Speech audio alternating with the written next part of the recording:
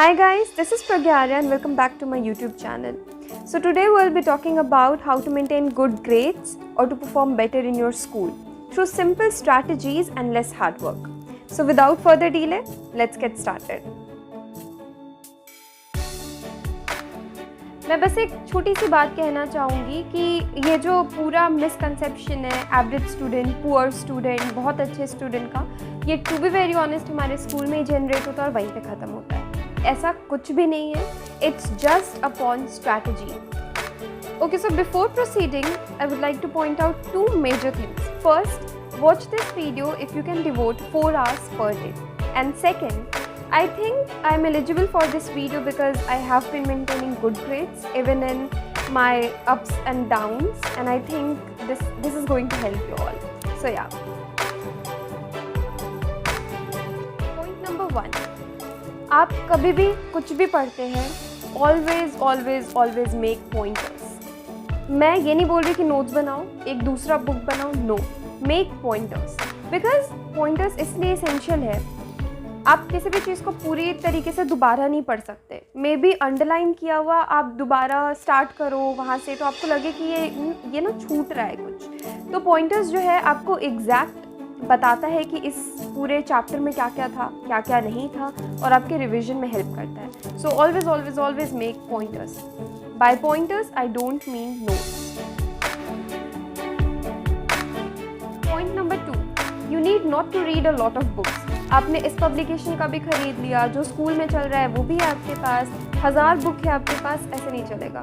You need revision, और revision के लिए कम बुक होना बहुत ज़रूरी है, क्योंकि एग्ज़ाम में भी बहुत ज़्यादा नहीं आता है. ये बस एक डर है हमारे अंदर कि अच्छा इससे कुछ आ गया, उससे कुछ आ गया, और हम क्या करते हैं उस चक्कर में 1000 बुक पढ़ लेते हैं और रिविजन हमारा होता है 0. इसलिए रिजल्ट में भी थोड़ा ऊपर नीचे हो जाता है. सो अपने बुक को आप लिमिट करिए. क्लास नोट्स तक लिमिट भी रहिएगा, कभी कभी तो चलेगा किसी चैप्टर्स में, या तो फिर 1-2 बुक काफ़ी है, उसी को बार बार रिवाइज करना है, ज़्यादा दायरा अपना बड़ा नहीं करना है. Point number 3, whatever you read, make a concept of it. Don't read just for the sake of reading it. No, ये हेल्प नहीं करेगा आपको कंसेप्ट बनाना ही पड़ेगा. सो अगर आप साइंस पढ़ रहे हो तो आपको पता होना चाहिए कि अगर ये सारे प्रोसेस हो रहे हैं तो इसका एक कंसेप्ट क्या है. रटना नहीं है, बिकॉज रटने से क्या होता है, एग्ज़ाम में जब आप लिखने बैठोगे आपको नहीं याद आएगा.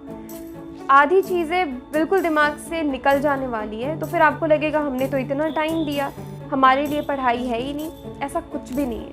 You actually need to understand the concept. अब कंसेप्ट को कैसे समझे वो भी मैं बताऊँगी थोड़े से स्टेप में. अगर आपको क्लास का नहीं समझ में आता है तो कैसे, तो वो हम नेक्स्ट पॉइंट में देखेंगे. पॉइंट नंबर 4, मैं क्या करती थी, मैं YouTube वीडियोस देखती थी बहुत सारे चैप्टर्स के या बहुत सारे कंसेप्ट के, क्योंकि बहुत बार ऐसा होता है कि जिस तरीके से हम चाहते हैं हमें उस तरीके का कंसेप्ट नहीं मिलता है.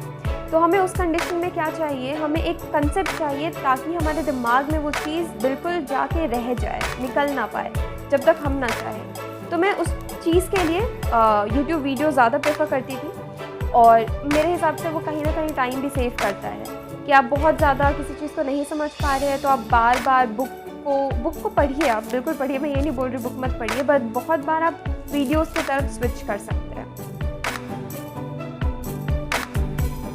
पॉइंट नंबर 5, मेरे हिसाब से इंग्लिश, हिंदी, EVS, ये सब जो हम इग्नोर कर देते हैं बहुत ज़्यादा, ऐसा आई डोंट थिंक करना चाहिए. मैंने कभी इग्नोर नहीं किया, बिकॉज़ ग्रामर जो होता है हिंदी में या फिर इंग्लिश में भी, वो आपका काफ़ी ऑन पॉइंट होना चाहिए अगर आपको मार्क्स इस फील्ड में भी चाहिए तो आई थिंक हम बहुत लाइट लेते हैं इन सारे सब्जेक्ट को, और लगता है चलो मैथ्स पढ़ लेते हैं, चलो सोशल साइंस कर लेते हैं, साइंस कर लेते हैं क्योंकि ये टफ है. ऐसा नहीं है, सबको थोड़ा थोड़ा लेना है.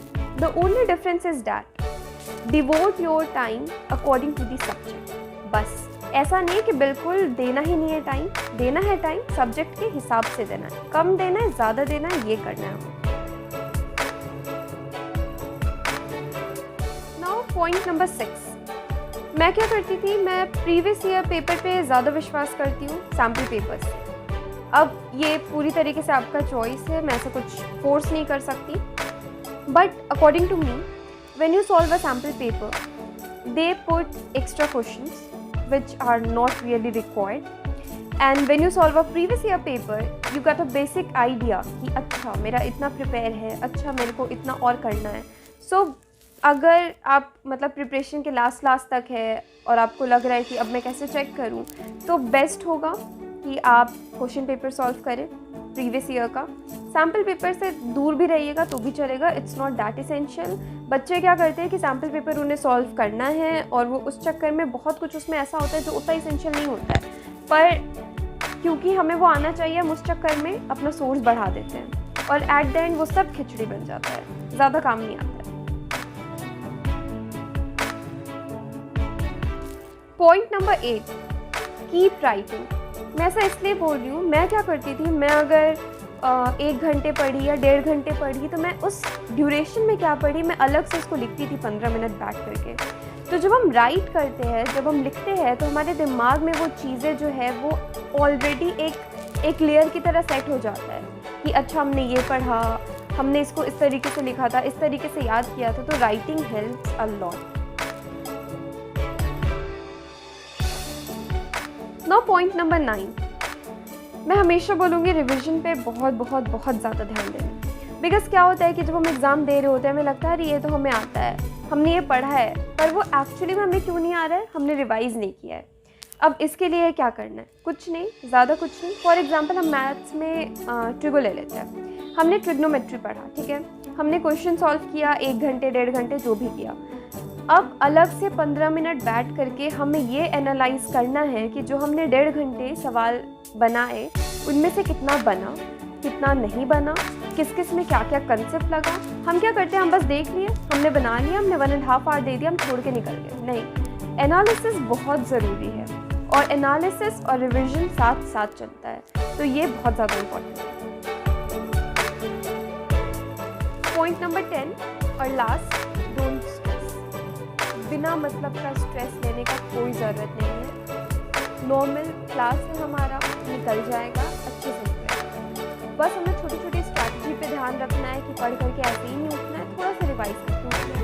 ऐसे ही नहीं बस रट लिए हो गया, नहीं, थोड़ा सा लिख लेना है, लिख करके देख लेना है, सारे सब्जेक्ट्स को बैलेंस करके चलना है. ज़्यादा स्ट्रेस लेने का ज़रूरत नहीं है आपको. बस ये सब छोटी छोटी स्ट्रैटेजी को फॉलो करिएगा. I am sure this is going to help you. It help me. So yeah. Also, if you like the video, please like, share and subscribe. Thank you so much.